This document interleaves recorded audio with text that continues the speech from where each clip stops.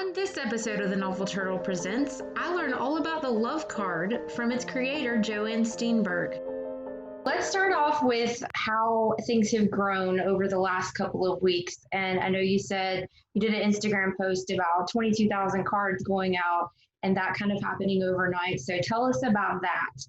Yeah, I'm honestly not 100% sure the source of it. Just to give you a little idea, I would say maybe in the last 4 years, I've had about 150 orders a year, where it's like I sit down once or twice a month at my kitchen table and I handwrite a little envelope and send out cards. And it's been increasing in the last year, maybe, I'm going to guess, maybe like 300, maybe twice as much in the last year. And then two things happened in early May. Our local TV station did a little piece on it, and our local newspaper did a little piece on it. And in one weekend, I got about 250 orders. Oh, wow. Oh boy, so it's time to ramp up and get them out the door. And then fast forward, I guess maybe, I'm losing track already. Second week of July, first week of July. It was over a weekend. It was a Saturday.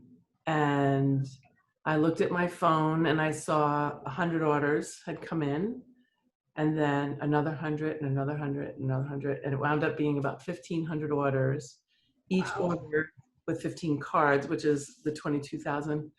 And I think it was kind of the perfect storm. There's been so many people over the last 4 years, right? I mean, I've been sending out packages for the last 4 years, and like yourself, they kind of radiate out from the location wherever they're going. And then maybe a few of those people will say, hey, I want cards of my own. And that's how it's been growing. And I am not great with social media. I'm learning every day, but I think there were several sort of, I don't want to say influencers, because I don't even know exactly what that means, but people who have a lot of followers got cards or had ordered cards or were given a card and posted. So I always ask the question in the order, where did you hear about the love card? And some of them said a Facebook friend, some people said Instagram friend, some didn't say anything. So it's sort of a combination, I think, of everything. And I was not able to trace it back and say, oh, this post is what gave us, all the orders. So I honestly, I'm not sure. Yeah, well, that's really amazing though, because that means that people, one by one giving them out, have kind of spread the word, and it's gotten that big that quickly. I mean, it just kind of goes to show how we can make that happen. Even one small act of kindness can ripple out like that. So that's really amazing to see. Let's talk about how the love card got started. I have been drawing this little heart, with the radiating rays out. I love to write. Maybe someday I'll be a calligraphy person. I love writing letters. And in a lot of the jobs that I've had, if I sign my name, there's the radiating heart. Or if I'm giving a grade back, a math test, there's, good job with the radiating heart. So this has sort of been, I mean, not that it's so unusual, but it's been in my life for a long time. And I've been doodling it, and I had the idea for the love card probably as far as 10 years ago.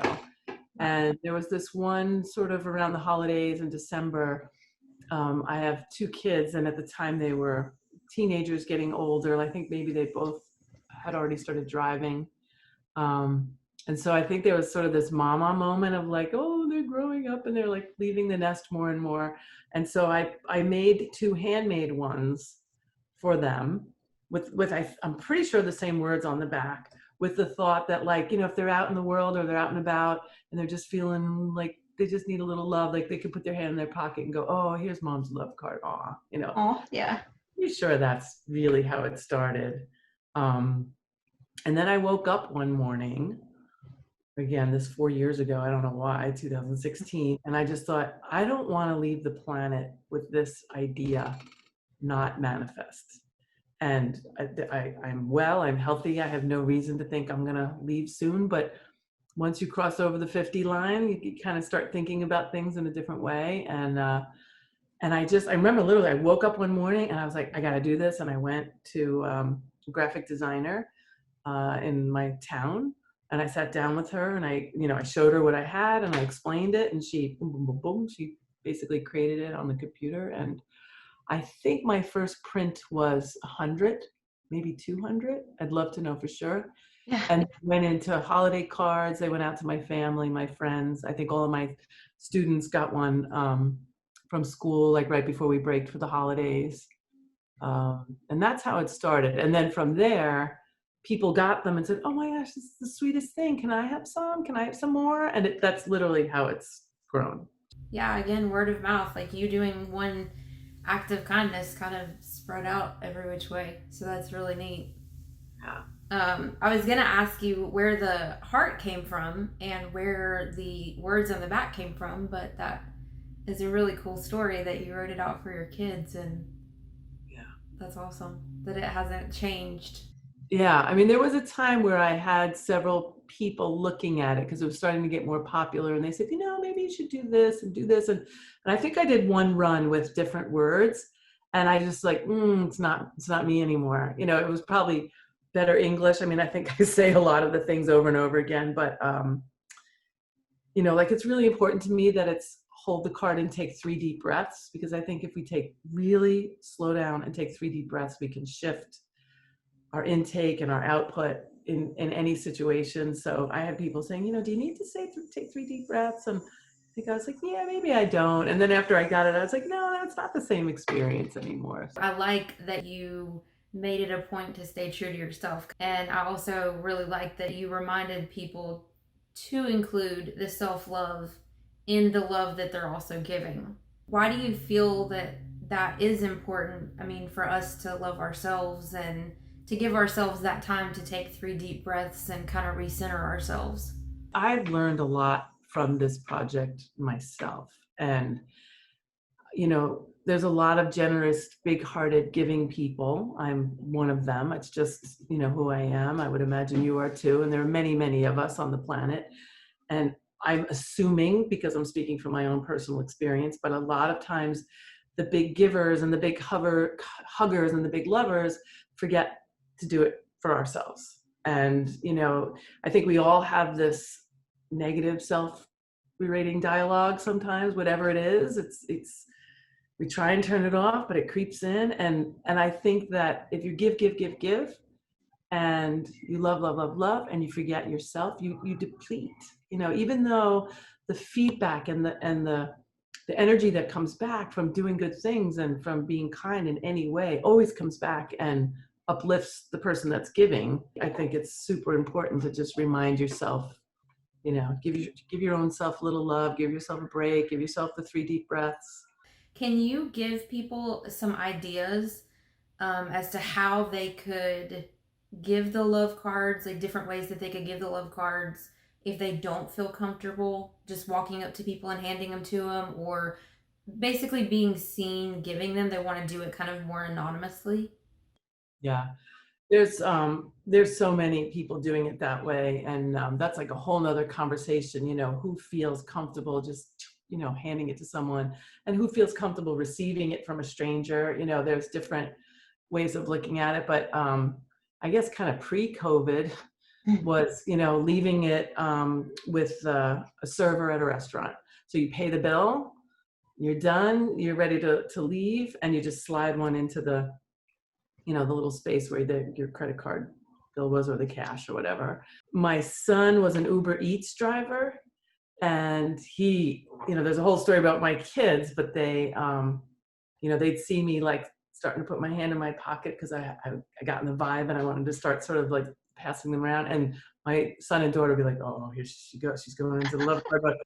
And they would like go as far away from me as possible. And so neither of them, it was just too embarrassing. They didn't feel good. But then my son became an Uber Eats driver for a little while, and he would just tuck a few in the bag.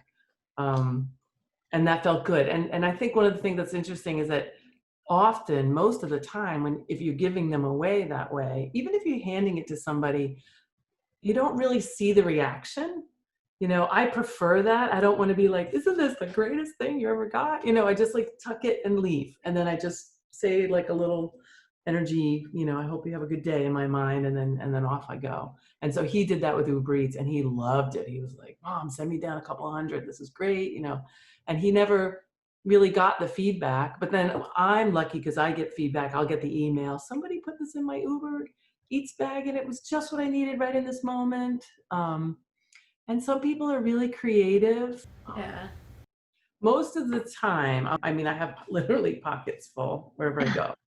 And if I'm getting a coffee, or I'm in a place of service of some kind, or a doctor's office, or taking somebody to the, whatever, if I'm in a place where I'm being served, as I'm leaving, often when they're turning around to go do something else, I'll pull 2 cards out and just slide it on the table and walk away.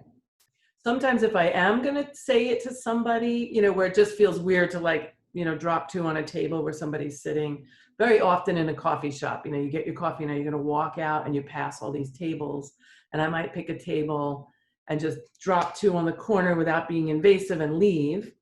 Or if I get eye contact where there's a little bit of interaction, I usually put 2 and I say, this is just a little pay it forward love. Keep one and give the other one to someone else. And sometimes I'll get like, oh, that's really sweet. Or just, I like to just fly out the door. Yeah. That makes sense. That's kind of how we are about it. Okay. The last question is the creativity question. So it's the same question that I ask everybody, partially just because I'm curious, because I find people's ideas of creativity vary a lot of times. And then I know people that, my grandmother, for instance, she always says, I'm not creative, but then she comes up with all these crazy ideas of how to do things. And I'm like, but you're not at all creative, So I like to get people's different ideas about creativity and kind of show people over the long run that everybody's idea of creativity is a little bit different, and how you use creativity in your life. So what is your definition of creativity? That's such a good question. I would say I'm a lot like your grandmother. I think, most of my life I feel like I'm not artistic. I'm not a musician. I don't paint. I don't draw, but I am really good at drawing hearts with radiating lines out. I'm good at drawing a little animated sunset over a body of water with rays. I like my rays.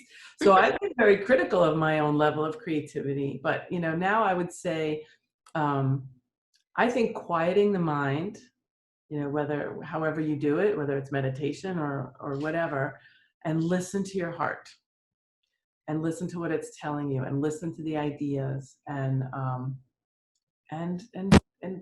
feel your emotion around it, and just go with it. Because ideas are creative. It doesn't have to be that you're, making something with your hands. I've definitely felt that most of my life. I'm not, my mother's an artist, my father's a woodworker. What do I make? Cards with hearts. But you know what? It's creative, and I get that now. So I think it's really listening to your heart, and how do you want to express an emotion or a feeling or an activity of giving, or it doesn't even have to be that, but just there's so many ways of expressing it. That makes sense. So is there anything that you'd like to add? Anything else that you would like to tell people? We have this card, and there's so many people now, really literally on the planet, who have them and are giving them away. And initially we tend to reach out to maybe someone that looks like they're having a sad day, or people that are going above and beyond, like the local heroes that are doing these amazing things. And my sort of realization is that we all need it. And maybe even the most bubbly, smiley, love-filled person needs it more than anybody. And so don't hesitate to outreach to anybody that you're just intuitively wanting to. We need to spread love to everyone. And I've had a lot of experiences, I can say a lot now, where I had the courage to outreach to someone who was clearly angry and having a really bad day. And it's not somebody who looks a little sad and forlorn and you can slip them a little card, but it was actually somebody ready to create some havoc, I think, in some situations. And I have many stories, I won't go into them, but to somehow find a way to get this message to that person. I've seen incredible transformations literally in the moment. Like you could see the breath and then the shoulders come down from the ears, tears, like, wow. And I think that, and again, in the beginning, like one of the reasons why my children would be like, mom's doing the love card, they'd leave, is that initially you feel a little self-conscious because it's you giving love to another, right? But actually the love is all around us.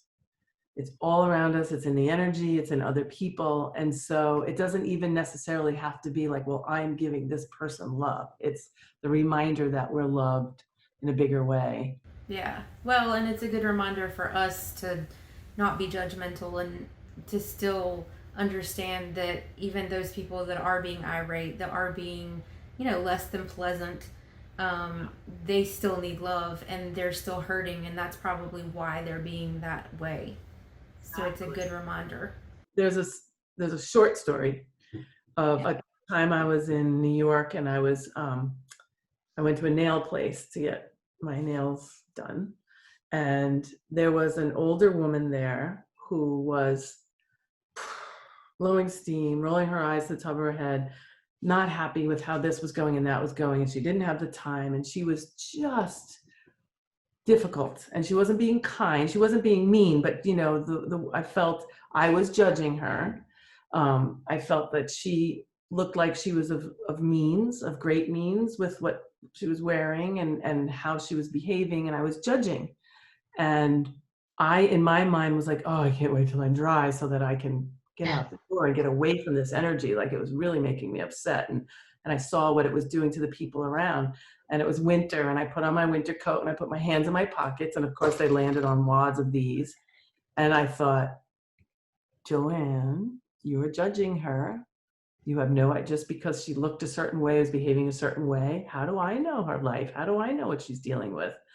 And I walked back in and I handed her a card, and she started to bawl. And she said, thank you so much. I needed this today. And she said, can I please have a few more? I want to give them to my grandchildren.